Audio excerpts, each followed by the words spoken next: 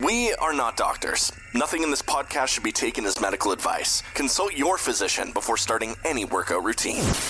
This is the Martial Heart Podcast.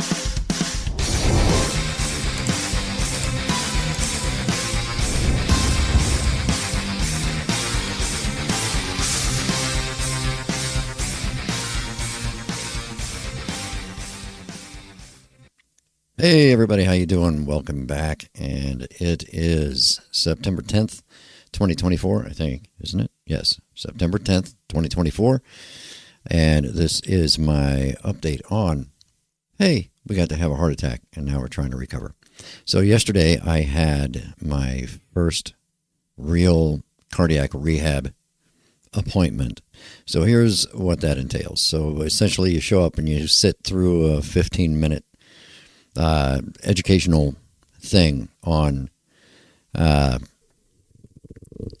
health, fitness, things like that, taking care of yourself. And pretty much it is basically designed for people who have no idea what they're doing when it comes to health and fitness or, diet, exercise, and things like that. It was very basic about, caloric deficits. And, hey, if you want to lose weight, you have to use more calories than you're taking in every day.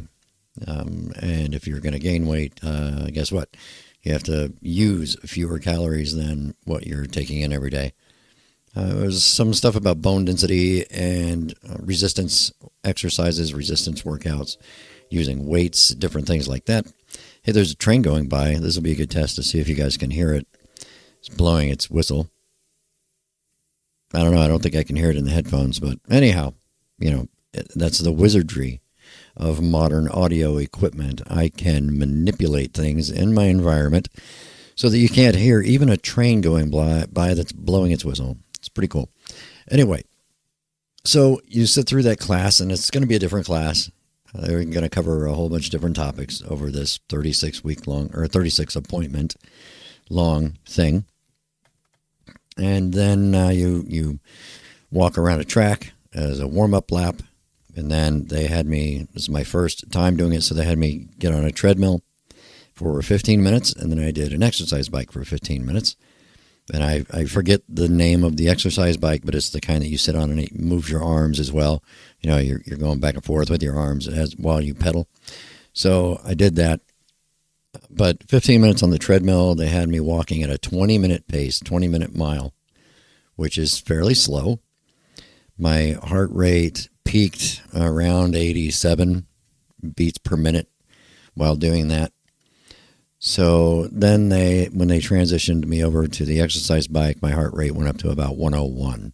So not really taxing, not really getting in a cardio workout, just sort of getting the blood flowing, getting the heart moving. So the first few appointments are going to be very low risk exercise like that. It's going to be, on the treadmill, on a bike, not, trying to sprint or anything. I'm just going to be walking at a steady pace and biking at a steady pace. And they tell you what your pace should be. And they have a little reading thing on there. It says, try to keep it in this range. And they're looking for your heart rate target. For me, they said my heart rate target is between 106 and 125, I think. That's what their target is for me.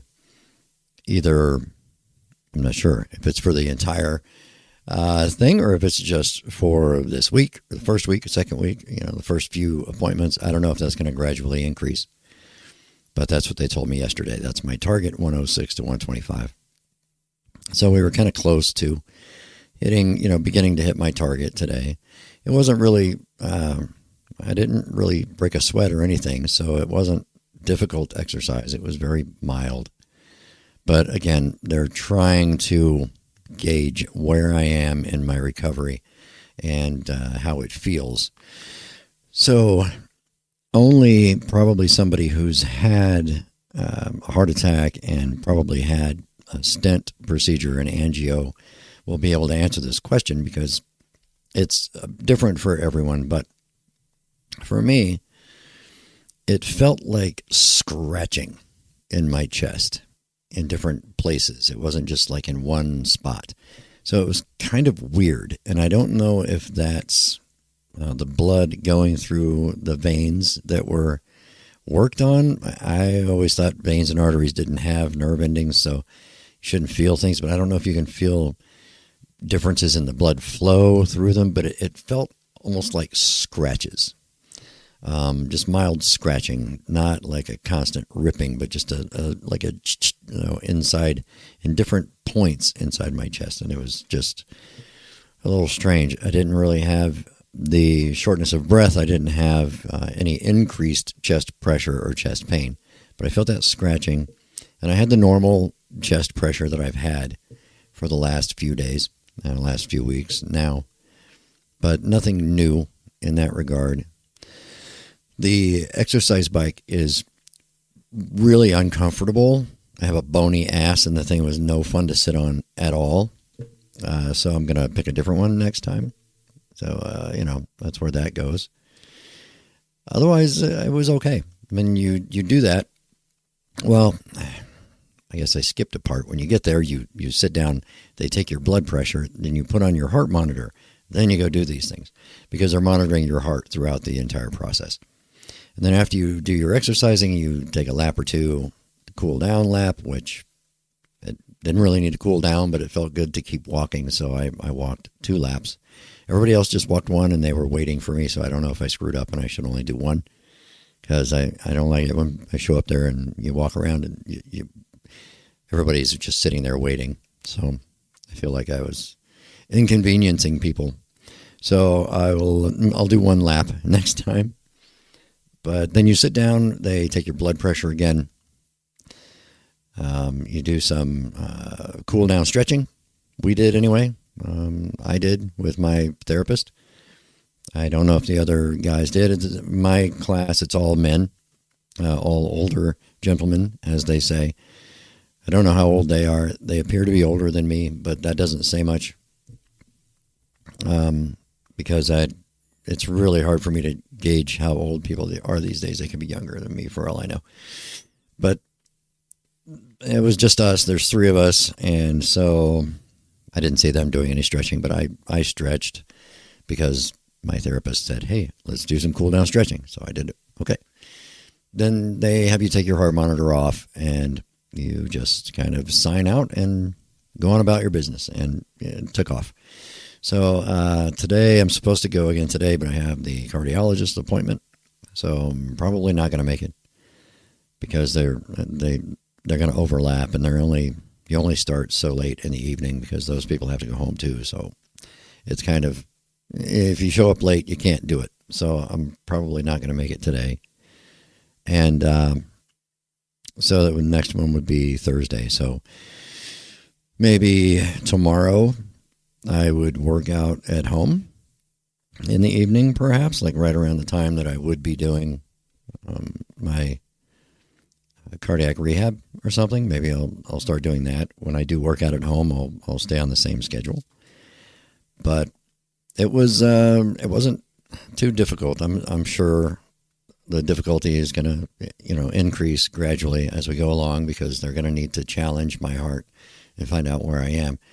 I don't think they're going to have me running because I don't think I can run anyway. So who knows? My knees and my hip, I might not get too far. But I've really been thinking about trying to jog eventually, maybe a few weeks from now. We'll see if I'm capable of doing that.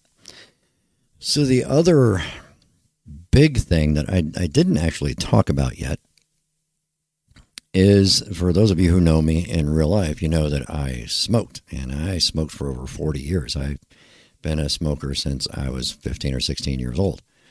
And even though I had tried to quit a couple times, I did quit a couple times briefly and then start smoking again.